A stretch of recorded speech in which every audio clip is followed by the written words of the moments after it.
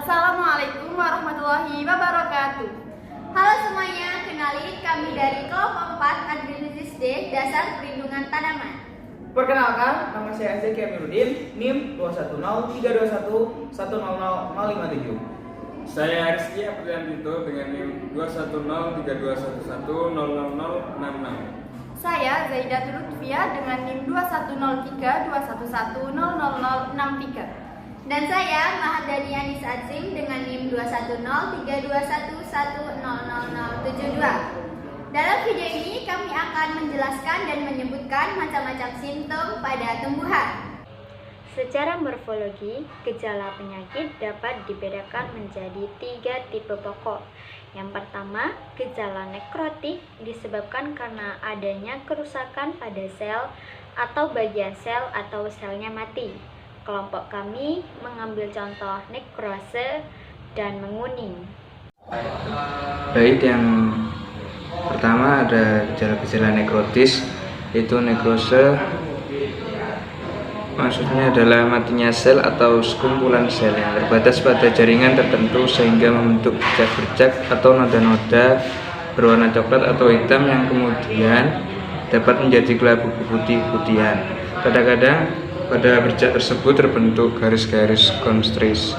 Tentunya kami ambil dari daun yang menguning di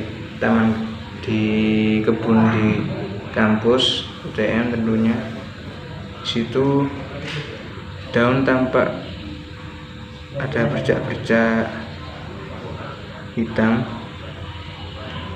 yang menderita penyakit batik disebabkan oleh Cercospora nicotianae. Yang kedua ada klorose atau menguning, yaitu perubahan warna dari bagian tanaman yang seharusnya hijau menjadi kuning akibat rusaknya klorofil. Klorose dapat dibedakan atas yang pertama mozaik. Mozaik merupakan klorose yang tidak teratur atau bagian yang klorofilnya tidak terbentuk setempat-setempat, maka terjadi gambaran mozaik dengan corak tertentu. Kadang-kadang bagian yang memuncak lebih luas daripada bagian yang tetap berwarna hijau. Kami menemukan daun yang menguning di kebun pertanian. Gejala menguning yang merata sistemik. Bila gejala ini terdapat pada semua daun dari tanaman, biasanya merupakan gejala sekunder yang disebabkan adanya serangan parasit pada bagian lain dari tanaman itu, misalnya pada akar atau pangkal batang. Dapat juga disebabkan oleh keadaan luar yang kurang baik, misalnya kekurangan zat lemas N. Contohnya pada klorose tersebut yang menderita kekurangan zat lemas. Gejala yang kedua yaitu gejala hipoplastis, disebabkan karena terhambatnya atau terhentinya pertumbuhan sel. Kelompok kami mengambil contoh roset dan perubahan simetri. Gejala hipoplastis ini memiliki banyak contoh gejala. Salah satunya yaitu roset.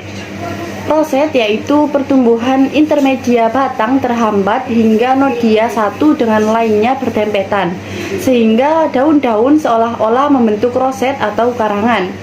Pada gejala ini, ruas-ruas atau internodia tidak memanjang, sedang pembentukan daun kurang mendapat hambatan sehingga daun-daun berdesak-desakan membentuk suatu karangan.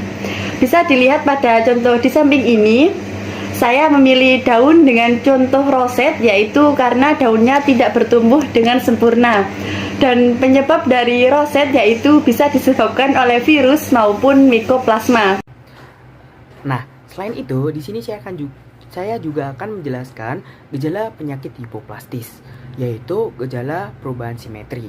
Nah, perubahan simetri adalah hambatan pertumbuhan pada bagian tertentu yang tidak disertai dengan hambatan pertumbuhan pada bagian lainnya, dapat menyebabkan terjadinya penyimpangan bentuk.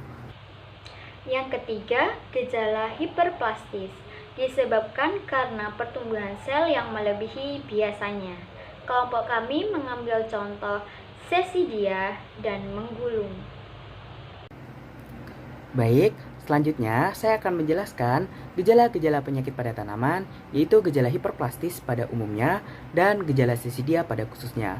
Apa sih gejala hiperplastis itu? Gejala hiperplastis adalah gejala penyakit yang terjadi karena pertumbuhan tanaman yang lebih cepat dari yang seharusnya. Gejala hiperplastis ini sendiri di antara lain, yang pertama ada Witchbrom, yang kedua ada sesidia, yang ketiga ada menggulung ataupun mengkeriting, yang keempat ada fasiasi, yang kelima ada antolisis, yang keenam ada kudis, dan yang terakhir adalah rontoknya alat-alat ataupun organ-organ pada tanaman sebelum pada waktunya. Nah, seperti yang sudah saya jelaskan di awal, di sini saya akan menjelaskan apa itu sesidia. Nah, seperti yang sudah saya jelaskan di awal, di sini saya akan menjelaskan apa itu sesidia. Sesidia atau bisa juga kita sebut dengan gal, atau nama yang lebih familiar adalah tumor, adalah pembengkakan setempat pada tanaman berupa bisul-bisul ataupun bintil-bintil yang terdiri dari jaringan tumbuhan beserta dengan penyakit, atau dapat juga hanya terdiri dari jaringan tumbuhan saja tanpa adanya penyakit. Selanjutnya, menggulung. Menggulung ini terjadi akibat pertumbuhan yang tidak seimbang dari bagian-bagian daun. Bisa kalian lihat seperti contoh ini. Sekian video penjelasan dari kami. Kurang lebihnya mohon maaf. Kesepian tanpa kekasih. Cukup sekian, terima kasih. Dadah.